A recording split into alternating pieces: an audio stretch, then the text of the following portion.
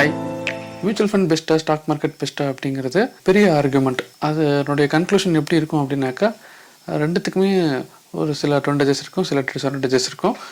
யாருக்கு என்ன தேவையோ அதை எடுத்துக்கிற மாதிரி தான் இருக்கும். ஓகே, இப்போ நாம் என்ன பார்ப்போம் அப்படின்னாக்கா, எது சீப்பர் எப்படி பார்ப்போம், எப்படி சொல்லலாம் அப்படின்னாக்கா, மியூச்சுவல் ஃபண்டினுடைய ப்ரோக்கரேஜினுடைய சார்ஜஸ், அதுக்கப்புறமா அதனுடைய மெயின்டெனன்ஸ் ஃபீஸ், இதனுடைய ஸ்ட்ரக்சர் சீப்பரா அல்லது ஸ்டாக் மார்க்கெட்டினுடைய ப்ரோக்கரேஜ் சார்ஜஸ், இந்த டாக்ஸேஷன் சார்ஜஸ், இதனுடைய ஸ்ட்ரக்சர் சீப்பரா, இது மட்டும் பார்ப்போம். சரி, இங்கே மித் என்ன அப்படின்னாக்கா, மியூச்சுவல் ஃபண்டு தான் ஸ்டாக் மார்க்கெட்டோட சீப்பர், ஸ்டாக் மார்க்கெட் தான் மியூச்சுவல் ஃபண்டோட சீப்பர் அப்படின்னு சில மித்ஸ் இருக்குது. ஆக்சுவலாக உண்மை என்ன அப்படின்னாக்கா, ரெண்டுமே ஃபால்ஸ். இன்னொரு உண்மை என்ன அப்படின்னாக்கா, ரெண்டுமே ட்ரூ. ஏன் அப்படி சொல்கிறேன் அப்படின்னாக்கா, ரெண்டுத்துக்குமே சினாரியோஸ் இருக்குது. சில சினாரியோவுக்கு இது சீப்பராக தெரியும், சில சினாரியோவுக்கு இது சீப்பராக தெரியும். ஸோ விஜய் ஆக்சுவலி சீப்பர் அப்படின்னு கேட்டோம் அப்படின்னாக்கா, நம்ம அவங்க என்னென்னலாம் பண்ணுறாங்கன்னு ஃபஸ்ட்டு தெரியணும். ஸோ இப்போது மியூச்சுவல் ஃபண்டில் என்னென்னலாம் அவங்க காசு கேட்பாங்க அப்படின்னாக்கா, மேஜராக இப்போ ரெண்டு தான். ஒன்று எக்ஸிட் லோடு, இன்னொன்று எக்ஸ்பென்ஸ் ரேஷியோ. இந்த எக்ஸிட் லோடுங்கிறது 1% இருக்கும். உங்களுடைய இன்வெஸ்ட்மெண்ட் அமௌண்ட்டை 1 இயர்க்குள்ளார நீங்கள் வெளியே எடுக்கிறீங்க அப்படின்னாக்கா, தோராயமாக 1% தான் majority of mutual fund houses charge பண்ணுறாங்க. சில இடத்துல 0.5% கூட இருக்கும், சில இடத்துல 0% கூட இருக்கும். ஸோ அதனுடைய ஃபண்ட் ஹவுஸை பொறுத்து. ஸோ அந்த எக்ஸிட்லோட நம்ம இங்கே எப்போ இக்னோர் பண்ணுவோம், நம்ம 1 இயர்க்கும் மேலேயும் நம்மளோட இன்வெஸ்ட்மெண்ட்டை வச்சுருப்போம் அப்படின்னு நம்புவோம், ரைட். அதனுடைய எக்ஸ்பென்ஸ் ரேஷியோ பார்த்திங்க அப்படின்னாக்கா, பேசிவ் மியூச்சுவல் ஃபண்டாக இருந்தால் எக்ஸ்பென்ஸ் ரேஷியோ கம்மியாக இருக்கும், ஆக்டிவ் மியூச்சுவல் ஃபண்டாக இருந்தால் எக்ஸ்பென்ஸ் ரேஷியோ அதிகமாக இருக்கும். ஸோ இதனுடைய எக்ஸ்பென்ஸ் ரேஷியோ 0.05% கூட ஸ்டார்ட் ஆகும். 0.05% பார்த்தினாக்கா 1, 2, 3 கூட இருக்கும். ஸோ இந்த ஆக்டிவ் மியூச்சுவல் ஃபண்டில், ரைட். இந்த ஸ்டாக் மார்க்கெட், இந்த ஜெரோதா, ஆஞ்சல் ஒன், இவங்கெல்லாம் என்னென்ன காசு கேட்பாங்க அப்படின்னாக்கா, பெரும்பாலும் எல்லாருமே ப்ரோக்கரேஜ் சார்ஜஸ் 0 தான் கேட்குறாங்க. Not all. இப்போ இன்ட்ராக்டிவ் ப்ரோக்கர்ஸ் மாதிரியான ரொம்ப அட்வான்ஸ்டு ப்ரோக்கர்ஸ்லாம் பார்த்தினாக்கா காசு கேட்பாங்க, ப்ரோக்கரேஜ் சார்ஜஸ்க்கே காசு கேட்பாங்க. அது இல்லாமல் அவங்க என்ன காசு கேட்குறாங்க அப்படின்னாக்கா, செபி டர்ன் ஓவர் சார்ஜஸ், அதுக்கப்புறம் பார்த்தினாக்கா exchange turnover fees, stamp duty, STT, GST, இந்த மாதிரி சார்ஜஸ்லாம் கேட்குறாங்க. சரி, மியூச்சுவல் ஃபண்டில் பாருங்கள் ரெண்டு தான். ஒன்று எக்ஸிட்லோட, இன்னொன்று எக்ஸ்பென்ஸ் ரேஷியோ. இவங்க பாருங்கள் நிறைய காசு கேட்குறாங்க. இவங்க நிறைய கேட்டாலும் பார்த்தினாக்கா எல்லாமே ரொம்ப மார்ஜினல் அமௌண்ட்டாக, ரொம்ப சின்ன அமௌண்ட்டாக தான் இருக்கும். ஸோ இப்போ பார்ப்போம். இப்போ நம்ம ஒரு 5000 ரூபா நம்மகிட்ட இருக்குன்னு வச்சுக்கோங்களேன், நம்ம அதை இன்வெஸ்ட் பண்ணுறோன்னு வச்சுப்போம். ஸோ கேஸ் 1, நம்ம மியூச்சுவல் ஃபண்டில் இன்வெஸ்ட் பண்ணுவோம். இங்கே நம்ம என்ன அசம்ஷனில் நம்ம இருக்கோம் அப்படின்னாக்கா, அந்த 5000 ரூபா நம்ம இன்வெஸ்ட் பண்ணது அது இயர் எண்ட்லேயும் 5000 ரூபாயே இருக்குது. அதாவது பார்த்தினாக்கா நமக்கு லாஸும் கொடுக்கல, கெயினும் கொடுக்கல. அந்த மாதிரி ஒரு அசம்ஷனில் நம்ம ஒரு கால்குலேஷன் போடுவோம், ரைட். 5000 இன்வெஸ்ட் பண்ணோம் அப்படின்னாக்கா, அதனுடைய எக்ஸ்பென்ஸ் ரேஷியோ உதாரணமாக 1% நினச்சிப்போம், ரைட். இப்போ 1% அப்படின்னாக்கா, இந்த 5000 ரூபாயில் 1% எவ்வளோ? 50 ரூபா. இந்த 50 ரூபா அப்படிங்கிறது ஒரு வருஷம் முடியும் போது உங்களுக்கு அந்த 5000 ரூபா இன்வெஸ்ட்மெண்ட்டில் அந்த 50 ரூபா கழிக்கப்பட்டிருக்கும். சரி, ஓகே. இது இந்த 50 ரூபா எப்போ எடுப்பாங்க அப்படின்னா, டெய்லியும் எடுப்பாங்க. டெய்லியும் எடுப்பாங்கன்னா, டெய்லி 50 ரூபா எடுக்க மாட்டாங்க. இந்த 50 ருபீஸை 365 வகுத்தோம் அப்படின்னாக்கா, அதாவது இந்த 1% 365 வகுத்தோம் அப்படின்னாக்கா ஃப்ராக்ஷனலாக ஒரு பர்சன்டேஜ் வரும் இல்லைங்களா? அந்த ஃப்ராக்ஷனலான பர்சன்டேஜ் வேல்யூவை இந்த 5000 அப்படிங்கிற இன்வெஸ்ட்மெண்ட் காஸ்ட்டோட பெருக்கி பாருங்கள். பெருக்கிட்டிங்கன்னா ஒரு வேல்யூ வரும் பார்த்திங்கன்னா, அந்த வேல்யூவை டெய்லியும் டிடெக்ட் பண்ணிட்டே வருவாங்க.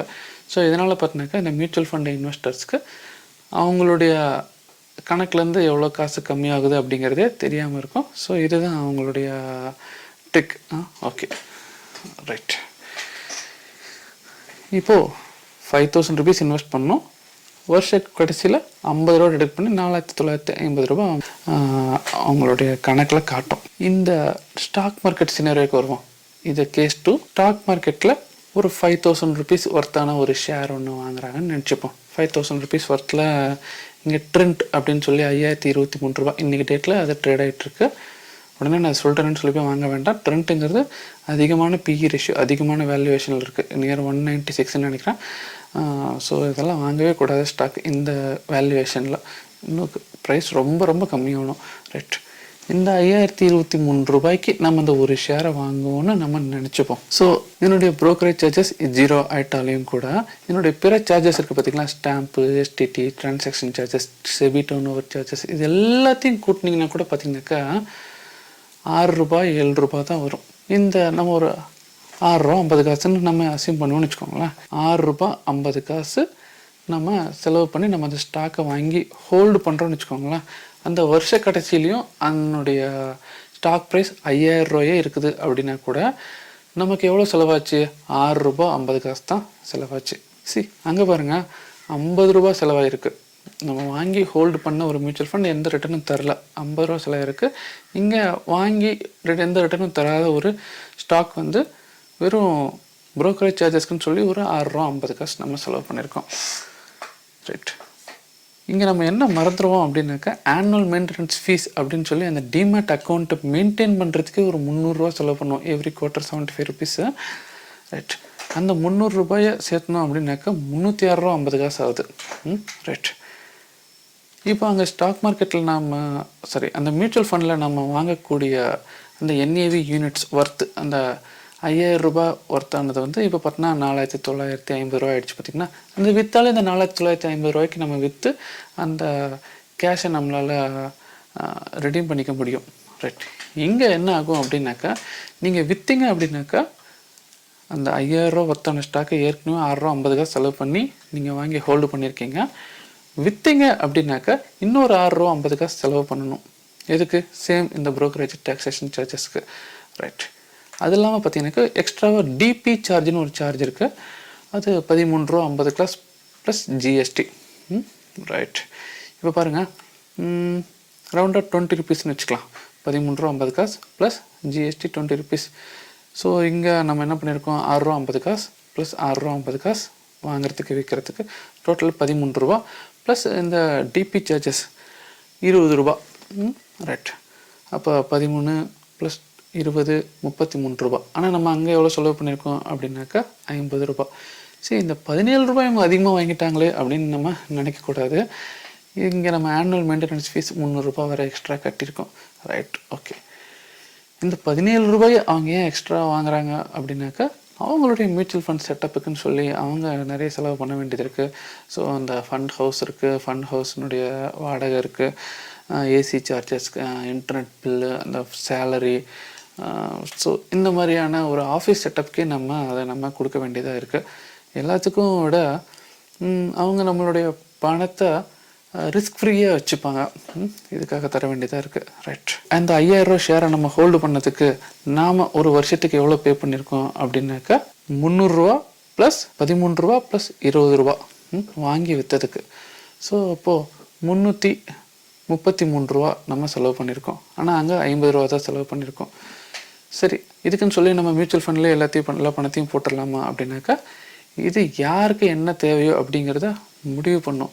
சரி, இப்போ இந்த ₹300 மெயின்டெனன்ஸ் ஃபீஸை நம்ம எஃபிஷியண்ட்டாக யூஸ் பண்ணோம் அப்படின்னாக்கா அதிகமான ஸ்டாக் டிரான்சாக்ஷன்ஸ் பண்ணணும் அல்லது வாங்கி ஹோல்டு பண்ணணும். இதுதான் இதுக்கு பின்னாடி இருக்கக்கூடிய ஒரு சின்ன கேட்ச். சரி, அது ஒரு நல்ல பியூட்டிஃபுல்லான பிளாட்ஃபார்ம். நீங்கள் ₹300 வாடகைக்கு எடுத்து நீங்கள் அங்கே செயல்படாமலே இருக்கீங்க அப்படின்னாக்கா அது நீங்கள் எடுக்கணுமான்னு பார்த்துக்கோங்க. பட் மியூச்சுவல் ஃபண்டில் அந்த மாதிரி ஒன்றும் கிடையாது. நீங்கள் எவ்வளோ இன்வெஸ்ட்மெண்ட் பண்ணுறீங்களோ, ₹5000 இன்வெஸ்ட் பண்ணால் அதுக்கேற்ற எக்ஸ்பென்ஸ் ரேஷியோ, ₹50,000 இன்வெஸ்ட் பண்ணுறீங்கன்னா அதுக்கேற்ற எக்ஸ்பென்ஸ் ரேஷியோ. ஸோ அது யாருக்கு என்ன தேவையோ முடிவு பண்ணிக்கலாம். சரி, இப்போது நீங்கள் ₹5000 கொடுத்தீங்க. ₹5000 கொடுத்ததுனால பார்த்தீங்கன்னாக்கா ட்ரெண்ட் மாதிரியான ஒரு ஸ்டாக்கு நீங்கள் வாங்கி வச்சுக்கிட்டீங்க. சரி, இப்போ உங்கள்கிட்ட 1 lakh இருக்குன்னு வச்சுக்கோங்களேன். அந்த சின்னரே போகுமே, இந்த 1 lakh தூக்கி அவர் மியூச்சுவல் ஃபண்டில் இன்வெஸ்ட் பண்ணுறாரு அப்படின்னாக்கா அதுவும் எந்த ரிட்டர்னும் தரலன்னு நம்ம அசியூம் பண்ணுவோம். 1 lakh 1% ₹1000. வருஷ கடைசியில் அவருடைய அக்கௌண்ட்லேருந்து ₹1000 கழிச்சுப்பாங்க. இந்த 1 lakh தூக்கி அவரால் ஸ்டாக் மார்க்கெட்டில் இன்வெஸ்ட் பண்ணுறாரு அப்படின்னாக்கா அவருக்கு 2 ஆப்ஷன் இருக்குது. ஒன்று, ஒரே ஸ்டாக்லேயே அந்த ₹1,00,000 அவரால் போட முடியும். அப்படி இல்லை அப்படின்னாக்கா டைவர்சிஃபைடாக எஸ்பிஐங்கிற ஸ்டாக்கில் ஒரு கொஞ்சம் அமௌண்ட்டு, எஸ் பேங்குங்கிற ஸ்டாக்கில் கொஞ்சம் அமௌண்ட்டு, அப்புறம் ஏதோ பவர் ஃபைனான்ஸ் கார்பரேஷனுங்கிற ஒரு ஸ்டாக்கில் கொஞ்சம் அமௌண்ட் அப்படின்னு சொல்லி பிரித்து போட முடியும். ரைட், இப்படி போடுறாரு அப்படின்னாக்கா அவருக்கு ரிஸ்க் ஃப்ரீயாக தெரியும். ஒரே ஸ்டாக்கில் போட்டால் அவருக்கு அதிக ரிஸ்க்காக இருக்கும். ஸோ அந்த ஒரு ஸ்டாக்கு ரொம்ப கீழே போயிட்டால் என்ன பண்ணுறது அப்படின்னு சொல்லி அவருக்கு தோணும். இந்த 1 lakh அமௌண்ட்டை ரிஸ்க் ஃப்ரீயாக இருக்கணுங்கிறதுக்கோசரம் அவர் நிஃப்டி 50 இருக்கக்கூடிய அனைத்து 50 கம்பெனிலையும் இன்வெஸ்ட் பண்ணணும்னு நினைக்கிறாருன்னு வச்சுக்கோங்களேன். அவரால் அப்படி பண்ணவே முடியாது. ஏன் அப்படின்னாக்கா 1 லட்ச ரூபா இருக்குது, அது 50 வகுத்தோம் அப்படின்னாக்கா ஒரு ஸ்டாக்குக்கு 2000 ரூபா செலவு பண்ணலாம். சரி, எல்லா ஸ்டாக்குமே இந்த மாதிரி 2000 ரூபா விலையிலே விற்குமா அப்படின்னாக்கா விற்காது. சில ஸ்டாக் வந்து 20 ரூபாய்க்கு இருக்கும், சில ஸ்டாக்கு 5000 ரூபா இருக்கும், சில ஸ்டாக்கு 10,000 ரூபாய்க்கு கூட இருக்கும். ஸோ அப்போது எல்லா ஸ்டாக்லேயுமே அவரால் ஈக்குவல் குவான்டிட்டி வாங்க முடியாது. சரி, அப்படியே ஈக்குவல் குவான்டிட்டியில் அவர் வாங்குறாருன்னு அசியூம் பண்ணுவோமே. எல்லா நிஃப்டி 50 ஸ்டாக்குமே 2000 ரூபாய்க்கு விற்குதுன்னு நம்ம அசியூம் பண்ணி அவர் 50 ஸ்டாக்கை 2000 ரூபாய்க்கு அவர் பர்ச்சேஸ் பண்ணுறாருன்னு நம்ம இங்கே அசியூம் பண்ணுவோம். அப்படி பண்ணுறதுனால என்ன ஆகுது அப்படின்னாக்கா அவர் 50 டைம்ஸ் வந்து பார்த்தினாக்கா அந்த டிரான்சாக்ஷன் சார்ஜஸ், அந்த செபி சார்ஜஸ், இது எல்லாத்தையுமே அவர் செலவு பண்ணுறாரு. அது கூட பார்த்தினாக்கா ரொம்ப மார்ஜினல் அமௌண்ட்டு தான். அவர் விற்கும்போது என்ன ஆகுது அப்படின்னாக்கா ஒவ்வொரு கேஷ் அண்ட் கேரி செல்லுக்கும் ஒரு 13 ரூபா 50 காசு ப்ளஸ் ஜிஎஸ்டி. நம்ம ஏற்கனவே ரவுண்டாக 20 ருபீஸ்ன்னு அசியூம் பண்ணோம் இல்லைங்களா. அப்போ 20 × 50 இதுவே 1000 ரூபா வருது. ரைட்டுங்களா. ஸோ அப்போ டிபி சார்ஜஸ்க்கு மட்டுமே ஒரு 1000 ரூபா செலவு பண்ணுறாரு. ப்ளஸ் அந்த ப்ரோக்கரேஜஸ், இந்த டாக்ஸேஷனில் சேர்த்துனாக்கா நிறைய மார்ஜினல் அமௌண்ட்டு தான், ஆனால் அவர் 50 முறை அதை செலவு பண்ணுறாரு. ரைட், இப்போது இந்த 1 லட்ச ரூபாய்க்கு இவர் எஃபிஷியண்ட்டாக யூஸ் பண்ணணும், அதாவது அந்த 300 ரூபாய் ஏஎம்சி ஃபீஸை கட்டினதுக்காக அவர் எஃபிஷியண்ட்டாக யூஸ் பண்ணணும்னு சொல்லி இப்படி டைவர்சிஃபைடாக நிஃப்டி 50 இருக்கக்கூடிய அனைத்து ஸ்டாக்ஸையும் பர்ச்சேஸ் பண்ணதுனால இவருக்கு ப்ரோக்கரேஜ் சார்ஜஸ் கிடைக்குது, டிபி சார்ஜஸும் அவருடைய அக்கௌண்ட்லேருந்து வேஸ்ட்டாக போகுது. ரைட், இது மியூச்சுவல் ஃபண்டில் பார்த்தீங்க அப்படின்னாக்கா ஒன்றும் இல்லை, 1 லட்ச ரூபா இன்வெஸ்ட் பண்ணார், அது எந்த ரிட்டர்னுமே தரல அப்படின்னாக்கா அதனுடைய எக்ஸ்பென்ஸ் ரேஷியோ 1% அப்படின்னு அசியூம் பண்ணோம் அப்படின்னாக்கா வெறும் 1000 ரூபா மட்டும்தான் அவர்கிட்ட இருந்து கழிஞ்சிருக்கு. சரி, இப்போது இந்த சினாரியோவில் பார்த்தோம் அப்படின்னாக்கா மியூச்சுவல் ஃபண்டு வந்து சீப்பராக தெரியுது. ரைட், இதுக்கு முன்னாடி சினாரியோவில் ஸ்டாக் மார்க்கெட்டு கொஞ்சம் சீப்பராக தெரிஞ்சுது, இந்த எக்ஸ்க்ளூஷன் ஆஃப் ஏஎம்சி. ரைட், இந்த மியூச்சுவல் ஃபண்டுனால எப்படி இவ்வளோ சீப்பராக பண்ண முடியுது அப்படின்னாக்கா அவங்க பல்கான இன்வெஸ்ட்மெண்ட் பண்ணுறாங்க. பல்கான இன்வெஸ்ட்மெண்ட் பண்ணுறதுனால, அதாவது நம்மளை மாதிரி இன்வெஸ்டர்கிட்ட பணத்தை வாங்கி ஒரு ஷேரை வாங்குறாங்க அப்படின்னாக்கா பல்காக வாங்கி பல்காக விற்கிறதுனால அவங்களுக்கு ஆட்டோமேட்டிக்காக ப்ரோக்கரேஜ் சார்ஜஸ்லாம் வந்து ரொம்ப மீகர் அமௌண்ட்டாக போயிடுது. ஸோ நம்மக்கிட்ட ஒரு ப்ரோக்கரேஜ் சார்ஜஸ் வாங்கி அவங்க நிறைய ப்ரோக்கரேஜ் சார்ஜஸ்லேயே வந்து மிச்சம் பண்ணி அவங்க லாபத்தை பார்க்குறாங்க. அது இல்லாமல் பார்த்தினாக்கா அவங்க ஃபேர் பண்ணக்கூடிய எக்ஸ்பென்ஸ் ரேஷியோவை பார்த்தேன் அப்படின்னாக்கா நம்மளுடைய ஸ்டாக் மார்க்கெட்டினுடைய எக்ஸ்பென்ஸ் ரேஷியோவோட அதிகமாக தான் இருக்கும். ஸோ இந்த வகையில் தான் அவங்க லாபம் பார்க்குறாங்க. அந்த லாபத்தை நம்ம கொடுத்து தான் ஆகணும். ஏன்னாக்கா நம்மளுடைய பணத்தை மேனேஜ் பண்ணுறாங்க, ரிஸ்க் ஃப்ரீயாக வச்சுக்கிறாங்க. ரைட், இங்கே பாருங்கள், நீங்கள் 5000 ரூபாய்க்கு வாங்கின ஸ்டாக் வந்து பார்த்தினாக்கா நாளைக்கு 2000 ரூபாய்க்கு போகும். ஆனால் நீங்கள் 5000 ரூபாய்க்கு வாங்கக்கூடிய என்ஏவி நெட் அசெட் வேல்யூ வந்து பார்த்தினாக்கா கண்டிப்பாக அது 2000 ரூபாய்க்குலாம் போகவே போகாது. அதுக்கேற்ற மாதிரி அவங்க அங்கே ஒர்க் பண்ணுவாங்க. ரைட், ஸோ மியூச்சுவல் ஃபண்டில் இவ்வளவு அட்வான்டேஜஸ் இருக்கிறதுனால எந்த மியூச்சுவல் ஃபண்டுக்கெலாம் வந்து எக்ஸிட் லோடு 0% இருக்கோ அதுலேயே வந்து பார்த்தினாக்கா பல்கான என்ஏவிஸை வாங்கி பல்கான என்ஏவிஸை விற்கிற மாதிரி நிறைய ஒரு ட்ரேடிங் போய்கிட்டு இருக்கு. Because they found this safest instrument then stock market. So கன்க்ளூசிவாக என்ன சொல்ல வரேன் அப்படின்னாக்கா, நீங்கள் ஃபண்ட் மேனேஜரை விட வெல்வெஸ்டான நாலேஜ் வச்சுருக்கீங்க அப்படின்னாக்கா, உங்கள்கிட்ட 1 லட்ச ரூபா கொடுத்தீங்க அப்படின்னாக்கா என்னால் ஒரே ஸ்டாக்கு கரெக்டாக சூஸ் பண்ணி என்னால் 1 லட்ச ரூபாய்க்கு அதே ஸ்டாக்லேயே நிறைய ஷேர்ஸ் வாங்க முடியும் அப்படின்னாக்கா உங்களுக்கு ஸ்டாக் மார்க்கெட் தான் வந்து சிறந்த டூல். அல்ல ஒரு ஸ்டாக்கை வாங்க முடியாது, 2 வாங்க முடியும், 3 வாங்க முடியும், அட்லீஸ்ட் 5 வரைக்கும் என்னால் 5 ஸ்டாக்கை சூஸ் பண்ணி 1 லட்ச ரூபாய்க்கு 5 ஸ்டாக்கில் இருக்கக்கூடிய ஷேர்ஸ் என்னால் வாங்க முடியும் அப்படின்னாக்கா ஸ்டாக் மார்க்கெட்டுங்கிறது உங்களுக்கான tool.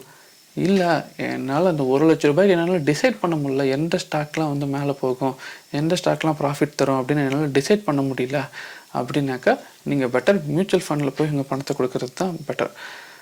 Because they will manage with their knowledge, right. இந்த ஸ்டாக் மார்க்கெட் ஃபீல்டில் there is no one shoe for all. ஏதோ வந்து ஒரு மாஸ்டர் கீ மாதிரி எல்லா பூட்டுக்கும் ஒரே சாவியே வந்து இங்கே செயல்படாது. ஒவ்வொருத்தங்களுக்கு ஒவ்வொரு மாதிரியான ஷூ தேவைப்படும், ஒவ்வொருத்தருக்கும் ஒவ்வொரு மாதிரியான கீ தேவைப்படும். ஸோ உங்களுக்கு தேவையான ஷூவில் நீங்கள் தான் தேர்ந்தெடுத்து நீங்கள் தான் போட்டுக்கணும். So this is the video. Okay, உங்களுக்கு பிடிச்சிருக்குது அப்படின்னாக்கா உங்களுடைய கருத்துக்களை கமெண்ட்ஸாக சொல்லுங்கள். அதேமாதிரி வீடியோ பிடிச்சிருந்துச்சுனாக்கா லைக் பண்ணுங்கள். ஸோ தட் உங்களுக்கு இது பிடிச்சிருக்கா இல்லையாங்கிறது எனக்கு தெரிய வரும். இந்த வீடியோவில் யூஸ்ஃபுல்லான இன்ஃபர்மேஷன் சொல்லியிருக்குன்னு நினைக்கிறேன்.